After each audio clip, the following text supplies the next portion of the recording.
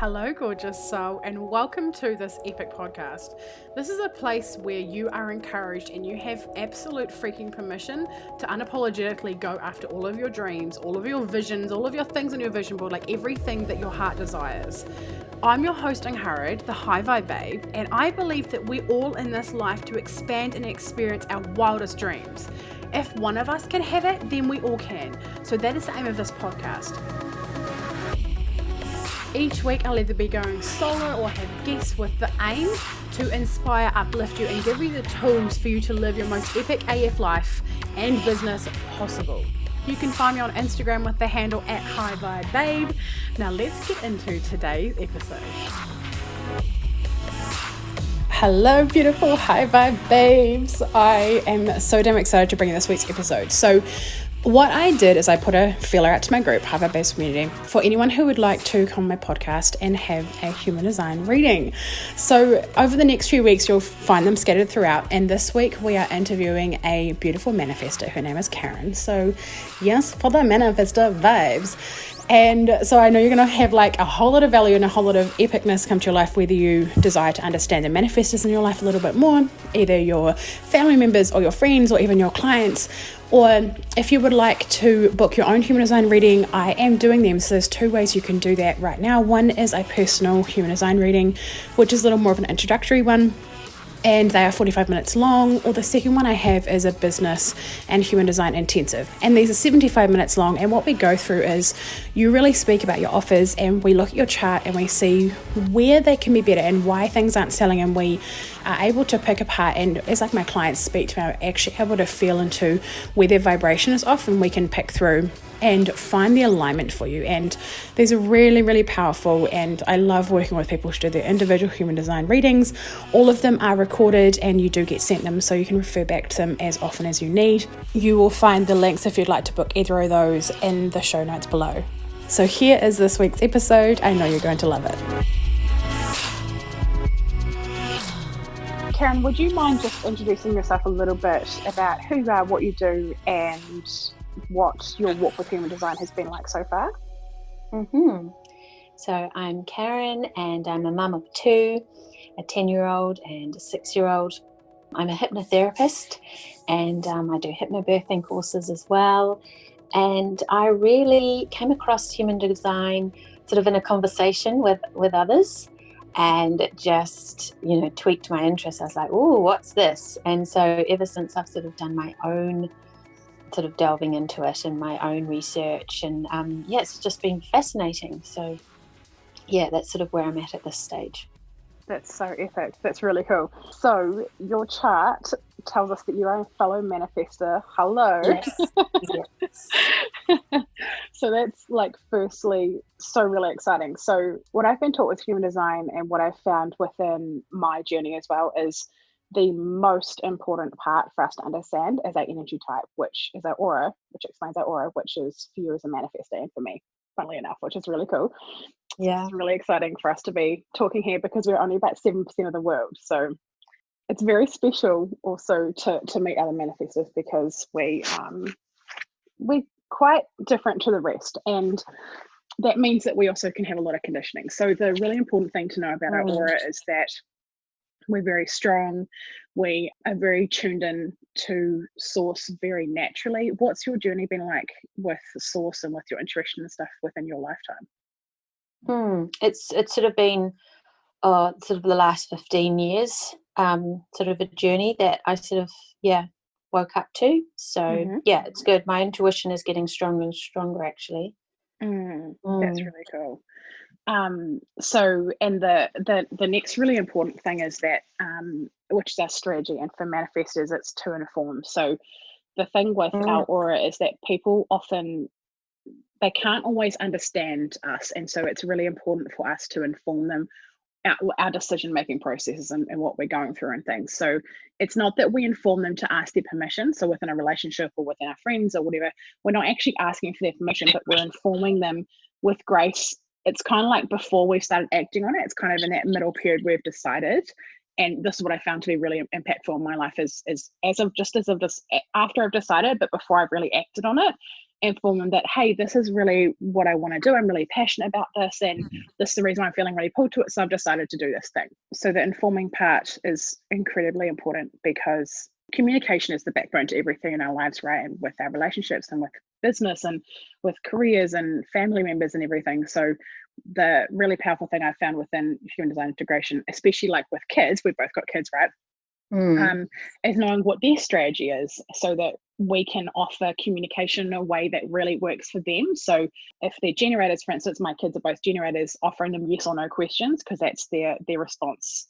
That's how their sacral works, is yes or no. Offering them yes or no questions really sparks them, and it just makes a lot more sense to them than like telling me a 3-sentence explanation as to why you are doing this thing, which is kind of like our situation. So as manifestors, we are here to inform, but we also like to be informed. So within relationships, for instance, romantic relationships, and even friends as well, if they're just giving us a yes or no as to what they're up to, or what they're doing, we can actually feel quite frustrated, because we're like, but what are the details? Like, tell me more.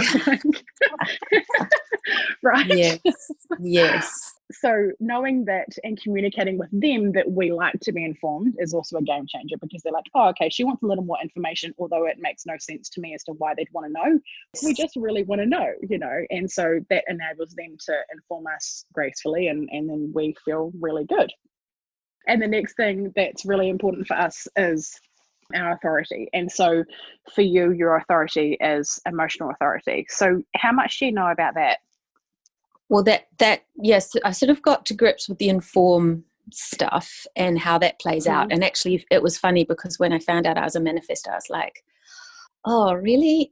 Yeah, I could see half of the story, and then I wasn't sure about the rest. And then when I learned about the informing, which you've just gone over, I was like, oh, yep, this is so true, because I was in a place where I wasn't informing a lot because I didn't want the repercussions. But as a manifestor, you have to inform, so there's no resistance. So that was just such a lesson and an eye-opener for me. So I've sort of gone through the ins and outs of the inform strategy. But yes, the emotional authority, I haven't quite got to grips with how that plays out. Okay. So emotional authority, this basically means that you have a defined solar plexus. So on your chart, the triangle to the right, sort of down the bottom of your body, that is coloured in, which means that it's defined. Yes. And so this means that this is how your intuition speaks to you. This is how you check in with your decisions. So actually, overall, we have a very, very open chart. The only two centers you have defined are throat and your solar plexus. So you can have quite a lot of conditioning in the other areas, but we can probably go through that a little bit later. The most important things to check on is like your defined areas. So with your solar plexus, what it means is that you have waves of emotion. Have you heard about that before? No, not really. Okay. So what happens is you go through a cycle. So if you imagine, I'm better at drawing pictures than like, a wave. Okay, if you start at like 0 and it goes up and then back to 0 and then down and then back up to 0. But that's what your emotions do. And so you're really here to feel emotions. You feel much more emotions than the rest of us. Yes. And how you actually make decisions is you don't make decisions when you're high, because then if you make a decision and you're high, you're like, yes, I'm going to do this thing. And you're low, you're like, how the hell did I ever think I was going to be able to achieve that? Right. Like, I'm a crazy bitch. Yeah. But if you decide things and you're low, when you get to your high, you're like, oh my gosh, I could have done so much more than this. Why did I not push myself to a higher standard? Yeah. So, I so relate to that. Yeah. Yeah. And so the important and the most powerful thing for you is to decide around your 0. Okay. The sweet spot. Yes, that's correct. 100% correct. So it's like with our feminine cycles, it's amazing to track it. And the key for your emotional cycle is for you to lean into the feelings. So when you're feeling like despair or anger or the lower feelings, don't just file them and be like, it'll go away. Do things that really work for you to lean into them and allow them, because this is really part of your life. So it's about embracing it, like about leaning into it and allowing them to show you what they need to show you. So through doing that, what it means is that actually you get to condense how long your wave takes you to get from 0 high, 0 low, and then back to 0. That amount of time actually takes a lot less time because we're not resisting it, right? which is really important for us if we like want to make decisions and birth things and like make it happen as a manifestor. We're like, we're here for it, let's go. The quicker we can get back to our zero means that the quicker we're actually able to make decisions, then birth things into the world, because it's a very strong pull for us. So the sort of more aware of this and the more sort of skilled you are at leaning into your cycles and going with it and coming out the other end, the faster these cycles can be. Right, that's correct. Yes. So I've worked with people who have cycles which literally take about a month, and then by the time they finish working with me, they take about 48 hours. That's for a full cycle, not just to get that's from zero high, zero low, and then back to zero, for a full cycle. So the power is really leaning into them. So your answers around your zero are pretty much an 80% surety, if you sort of know what I mean. So that is like, that is your hell yes or your hell no is about 80% sure. Okay, cool.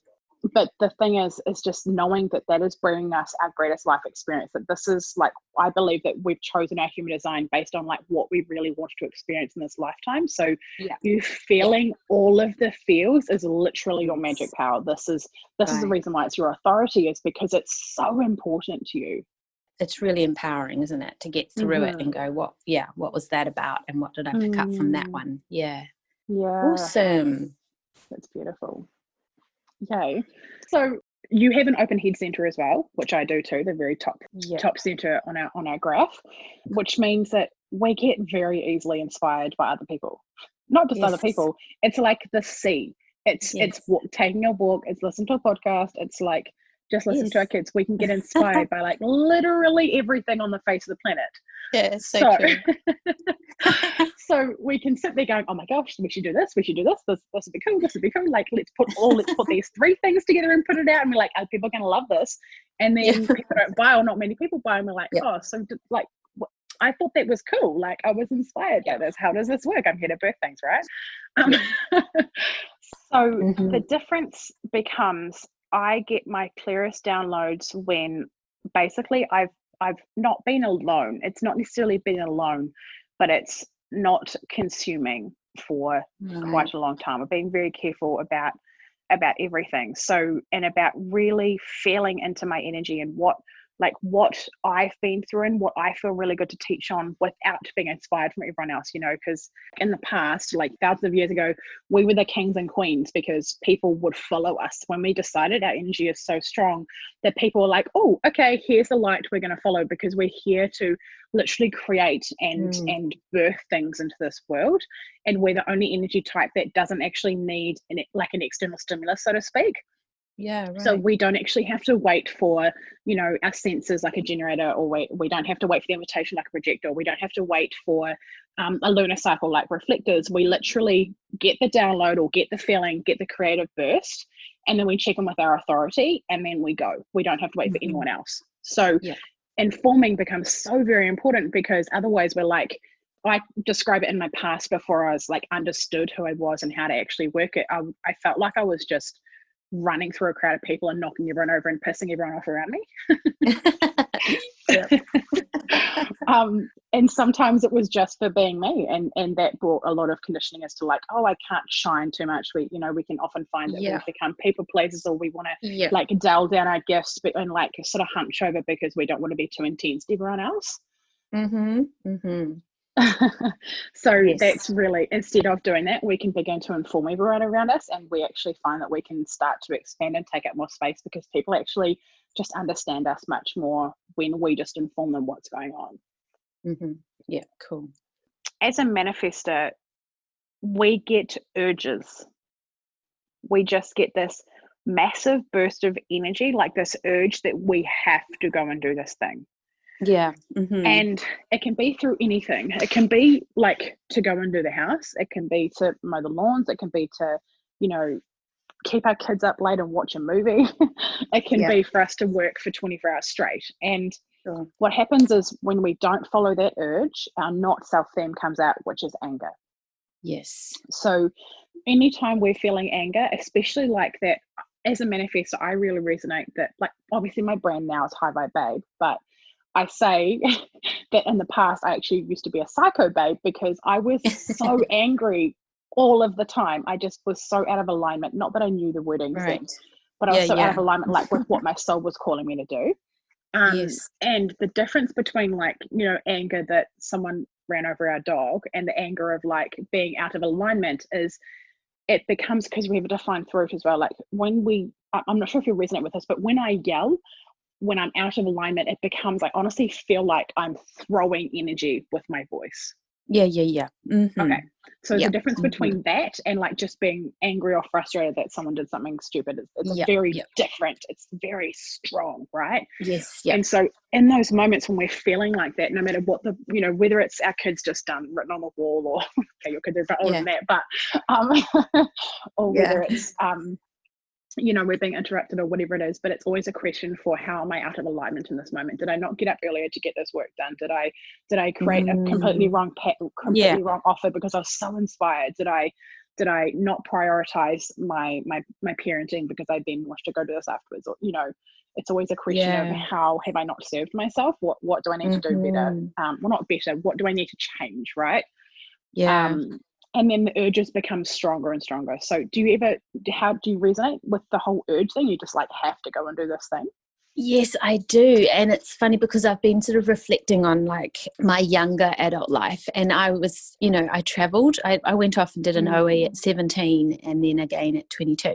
And I just went off by myself. I can't believe I did it when I was 17. Like, what? Yeah, good on but you. I just did that. And then I went to Thailand and met a friend there. And I just remember just going, right, I'm off. You know, I booked my tickets. I'm leaving in a month. And I just went from milestone to milestone, or from challenge to challenge. I just hopped along really easily. And then I found when I became a bit more like a mum, and then having responsibilities and sort of financial responsibilities and that sort of thing, I found I think my alignment then got really tested, you know, and that I think that's what I've been working through in the last few years. So then I have my business, but then it's a real skill as to getting back in alignment and finding those urges and acting on them, and, you know, getting back in that manifesting flow.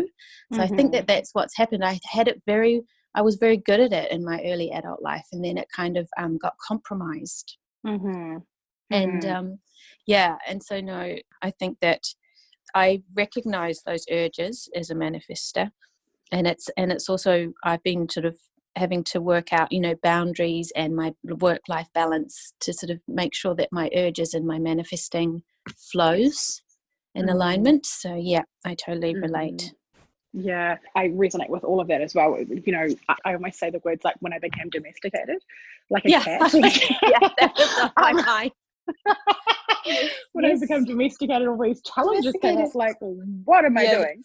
How is this all going to fit in? Always the priority is always ourselves. We have to serve ourselves first. So if that looks like getting up at 4 a.m. every day and going to bed at 7 p.m., then that's where we're going to find our joy, you know. Our basically in alignment theme is that we feel peace and we are peaceful to be around. No matter what we can do to create that, no matter how it looks, even if we think someone else is going to judge it or whatever, it's really important for us to do that, because ultimately when we work on ourselves, everyone around us is not going to be getting the angry psycho version of ourselves that's out of alignment. And I was never like that as a young adult, and then it was like, wow, where did that come from? And I can and it's different. It's just that out of alignment. It's our warning bells, like, whoa, ding ding ding, let's sort this out, you know. Amazing. And so with our urges, so we don't have a defined sacral. So generators and manifesting generators have a defined sacral, which means they're the life force of the world. Went through the work through doing, they generate more and more and more energy. Whereas for us, we have an undefined sacral, so we don't generate our own energy except through our urges. Basically, our urges, sometimes we might work for 24 hours straight. That's probably the longest I've ever worked. But sometimes it's like 30 minutes and it's like, I'm done. And then the urge becomes like have a bath or play with the kids or do the house, or, you know, in regards to like work-life balance. So allowing ourselves to rest when we need to rest is really important. And so the really key where it all comes together is us informing our kids, informing our partners, informing anyone else involved in our household that this is how we work. Our urges are so strong, we're going to go and do it. We might work flat stick for 2 weeks, we might work for a day, and then other times our urges are going to be to have like 4 baths every, like, have 3 baths in a day or something, Mm-hmm. and this is how we're best going to serve ourselves and best going to serve everyone else around us, and how we're going to keep the peace, and how we're not going to, how we're going to be fulfilled. So do you have any other little final questions or anything you want to touch on? I don't know if it's going to go too deep into a different direction, but just looking at my other open centers and conditioning, is there something that you see that is something like those lines and things? Is there something that you see that is something to be aware of in my business and success, and conditioning around business and success in particular? Like, yeah. Okay. Really... Yeah, cool. Okay, so I do see quite a few, like there's so many things that the first thing that really jumps out to me when I first saw your chart is, do you have a chart with the arrows above your head? Yep. Okay. I think so. So yeah, all 4 of those arrows mean different things. Yes, I see the arrows, yeah. And all 4 of them are pointing to the left, which means that they're all masculine energy. Right, yes. So manifestors, we definitely have a feminine side to us, but because we have that, like, we're here for big things thing and these big urges, we can often be quite masculine. And then you have all 4 of these arrows, which means that you have quite a bit of masculine energy, which, speaking to you, would you resonate with that? Yeah, yes and no. Like, definitely, I think I'm conditioned to it. Like, I used to think that being busy meant that you were successful, and I had to be on all the committees and do all the things just like my parents and other people around me, and then I just burnt out. But yeah, so I think it's very much, I am a do, and I find it hard to sit down sometimes, but then other times I'm like, I need a bath and I'll stay in there an hour. So cool. I'm sort of, I flow between the two. Cool. But yeah, I can understand where that comes from. Yeah, so for the conditioning, like, you definitely, there's a difference between us having conditioning and us just having a masculine side to us, and that's okay. So it's about obviously reversing the conditioning and knowing, like, we don't always have to be on every single committee and do all the things, but also that if we have a lot of urges that are quite masculine, as long as we're not getting the anger right, as long as we're not feeling out of alignment, then that's actually okay for us to express it in that way. Okay. But then also being a woman, like, in a relationship, I also find this is one of the reasons why I actually decided to have an office outside of my own home, like I have a co-working space, is because I wanted to do my masculine work when I wasn't at home, so that when I'm at home, I could be in my feminine, because that's really empowering for our relationship, so that because relationships all about, we're getting way off human design, however, relationships are about creating that polarity. So if we're in our masculine, they're going to be in their feminine. If we're in our feminine, they be in their masculine. So within a relationship, that's what I really desired. So it doesn't always work though, because of the urges, right? Sometimes it's 10 o'clock at night, or it's 6 p.m. in the evening when dinner's happening, so it's fluid, but that's something that I find that works really well for my business. I can go and be the boss ass bitch at the office, and then when I come home, I am mostly in my feminine. That's more my intention is, and that's for my relationship. Oh, interesting. Yep. That's really interesting. So that's the first thing that I saw. The second thing is that it's not a triangle, but it looks like a diamond in the middle is your heart center. Your G center, which is your identity center. So that is undefined. So you basically, how people on the movies are like, oh, I found who I am, and I know who I am, and I know my identity, and I know exactly what I'm here for, and I know everything about myself. Do you sort of know what I mean? Yes. That's not necessarily going to be your path. Right. This is more of a feminine thing, where I'm going to describe it, but it's more about the flow. It's not getting attached to a certain job or a certain relationship or a certain vehicle or a certain house, because that's what you'll often try and attach your identity into, is those sorts of things, because you're not finding it within yourself. So then if you move cities, or then if you change relationships, or then if, your job goes under, then you can be like, oh my gosh, who the hell am I? My whole identity is just gone. So it's about like, basically you're here to find enjoyment in those things, and also go with change, which is more of a feminine thing, but allow like the flow of life to bring you different things and different exciting things, and learn different things about yourself through different situations, if that sort of makes sense. Yeah, it does actually. Yeah, so allowing that to flow. The next open center you have is your heart, which is the one sort of in between your identity center and your solar plexus, that little triangle. Yes. So this means typically the most conditioning, or I'm not sure if that's the right word, but the thing often is that, well, you don't have a defined willpower. So when you decide something, often it can be difficult to actually go and do it, because you just don't have that internal massive drive, like I've decided and that's it, it's going to happen. Except then that also counteracts the urge of the manifestor urge. So yes, I also have an undefined will center, but I find because I have that strong manifestor urge, it's almost like it kind of counteracts it a lot.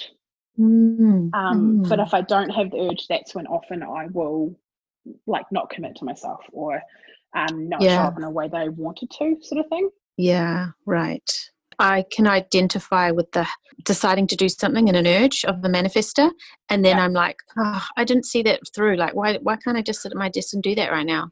So I feel like I resonate with that being open.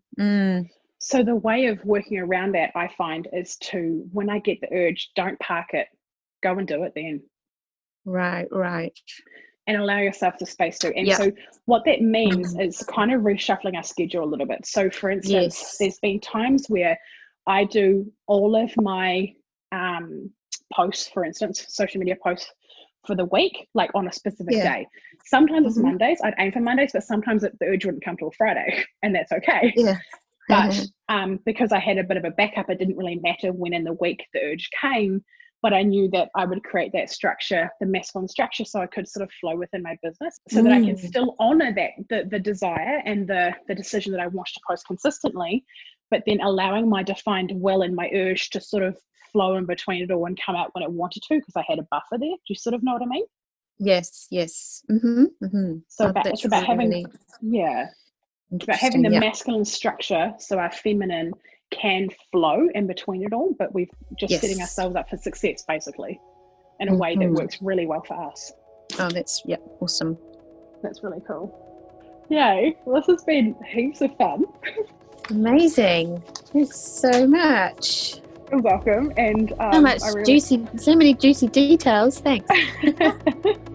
You're welcome, and I'm really, really excited to see you integrate all the pieces and then take the bits that worked for you and what didn't, interact your life, and see all the flourishing manifestor goodness come out of you. Awesome. It's been a lot of fun.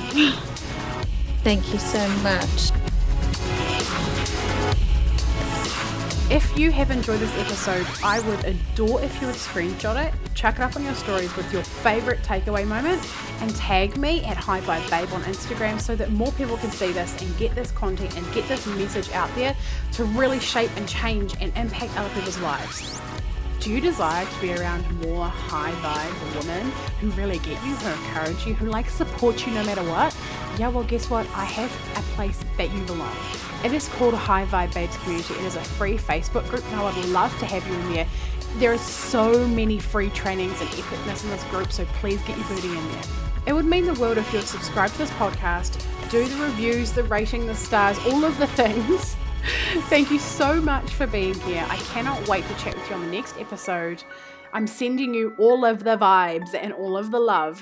Over and out from Angharad, the High Vibe Babe.